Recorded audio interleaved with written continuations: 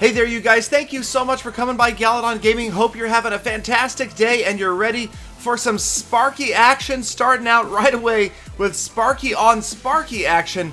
Now, quickly, this card has become one of the most hated cards in the game, up there with the Royal Giant, the Rocket, as far as cards that you're seeing pretty frequently in decks right now. And in my clans, at least, players have one of two extreme opinions. Either they just hate Sparky, or they say it's such a joke and it's so easy to counter. So we will take a look at some Sparky use and some Sparky counters in these replays.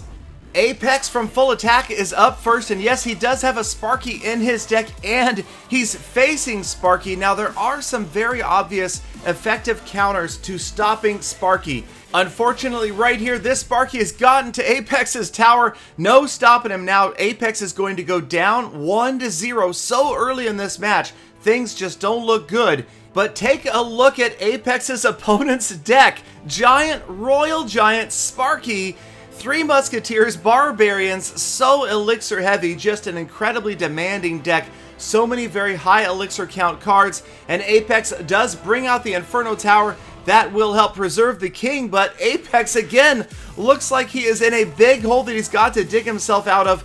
King's Tower down to about 50% damage, and now Apex is just hoping to put together his first push of his own.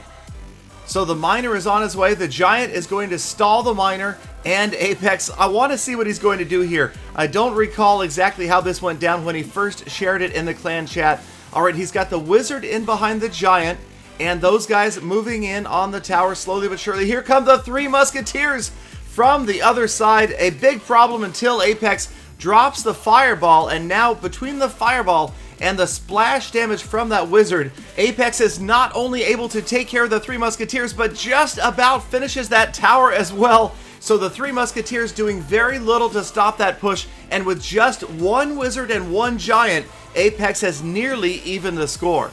With less than a minute to go, Apex drops his first Sparky on the battlefield. It's going to help finish off that last Barbarian and move forward, but the opponent, all sorts of elixir and big troops, is pushing with a giant and a Royal Giant.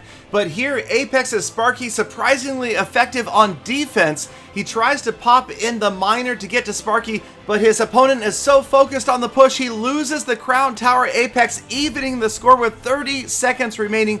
Another fireball on the Three Musketeers. Sparky fully charged, moving forward, and we may see some Sparky on Sparky action. There's one of the best cards to counter Sparky.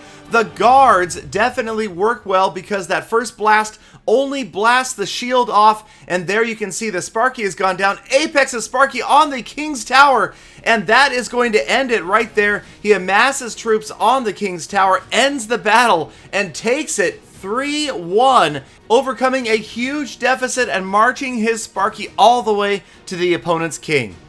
For this next replay, we've got a member of Peter's $17 Awesome Clan, none other than Jace $71, and again facing a Sparky, but this time Jace does not have a Sparky in his own deck, but will show some effective ways to stop Sparky from taking your towers down. Now, of course, we have the Zap spell, the freeze spell to stop Sparky in his tracks momentarily, but also remember, minions of any kind will annihilate Sparky because he cannot do anything about those airborne units. So that's another solid card that you can use to counter Sparky. There are so many different possibilities. Even a Valkyrie will not be one-shotted by Sparky, so can be very effective, especially if Sparky is being used with other troops around her. The Valkyrie almost always a positive elixir trade when dropped right in the middle of a group of opposing troops. So Jace's opponent has not yet dropped the Sparky, obviously holding off. Sometimes it does work as a shocker card late in the battle. Right now, Jace just countering standard. The Prince gets taken down by the minion horde, and Jace working on a push of his own. You can see he's got the Hog Rider getting ready with maybe Hog Freeze down the right-hand lane. Here comes the Hog Rider Freeze, just about ready. There it goes, waiting for a counter before he drops the freeze. Here come the minions. There goes the freeze spell, but not quite in time to preserve that Hog Rider. That is such a tricky timing drop to get that freeze spell in when your Hog Rider just has a shred of health left. But after there is a counter from your opponent, so that you make sure you freeze the tower and anything else in its way. So it didn't quite work out, but Jace still did get significant damage on that tower and has a commanding lead right now, going down close to the last 60 seconds of this battle. And once again, he has not yet seen the Sparky. His opponent definitely has an unusual deck that has probably not given Jace any reason to believe he's got a Sparky back there. You almost always will see Sparky in combination with either a Giant or a Royal Giant. Here, nothing like that, but the Dark Prince, maybe that's going to be the card that's going to try to tank for the Sparky as it moves in. The key to using Sparky effectively, of course, is to distract the units that are coming after it, and of course take down minion horde that might annihilate Sparky in just a couple of seconds. Here comes Sparky down the left-hand side, accompanied by minions, and again, Jace's freeze spell, just a split second too late, does not save the knight. The arrows do take out the minions. The Sparky seemed very confused, turned around, and Jace, in the meantime, though, has taken a tower once again. The opponent too focused on the big, heavy elixir push down the left-hand side with the minions, with the princess, with the prince, with the Sparky, and Jace used that to his advantage and took out that right lane tower, and now it is going to be too little too late. The Sparky never getting a shot on Jace's tower, no chance to come back. Time runs out, and Jace takes it 1 crown to 0. So sometimes the best defense is a good offense. Take advantage of your opponent using too much elixir down one lane and push down the other. Jace, using only barbarians, managed to finish off his opponent. Now, sure enough, what would be more appropriate than to follow a member of Peter $17 Awesome than Peter 17 himself? And speaking of unusual decks, this will round out the day of very strange decks from the opponents. There's a great freeze spell from Peter. It does let that hog get into the tower, and that's what we're talking about. That hog just about finishes off the tower. All of those small units, finally the goblins get in there. The fireball, usually not a great trade, works out well, gets 2 groups of troops out of the way there as well. And again, back to the unusual decks. Look at that opponent's deck. Fire Spirits, Ice Wizard, Poison, Sparky, and a Lava Hound. So very unusual. Sometimes that does work out because you can surprise your opponent. They're not prepared. Maybe with a Lava Hound, they're expecting to see the minion horde or the balloons on the big push. But here comes Sparky underneath the Lava Hound. Peter countering with the minion horde, trying to counter the counter with the Fire Spirits, and it doesn't quite work out.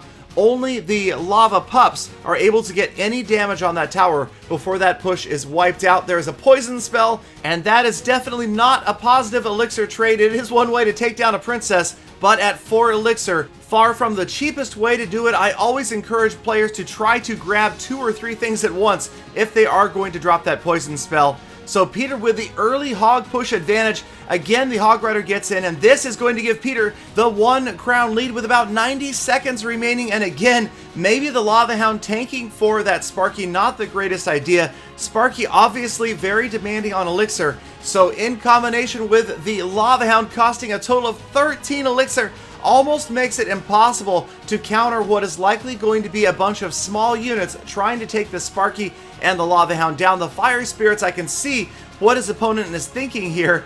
As he misses the princess with a poison spell, Peter drops the well played. The princess just walking right out of that poison spell, and that does not look good. Peter is going to squeeze in another Hog Rider. It looks like he is going for 3 crowns right here. Between the hog and the princess, the minion horde, it is going to be close. He's got a Lava Hound on his tower, but it is a Lava Hound without a Sparky this time. Ignoring it, Peter fireballs the King's Tower, finishes this battle 3 crowns to 0. Peter choosing to ignore the low DPS troops on the push down the left lane and grabbing the 3 crown win.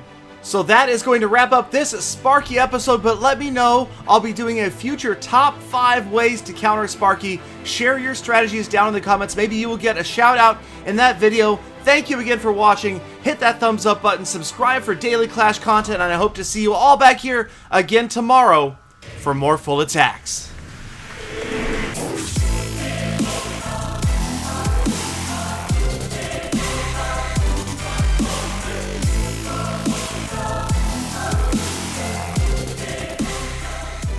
Galadon, I can't share my anti-Sparky strategy with you. It's too awesome. It might blow your mind.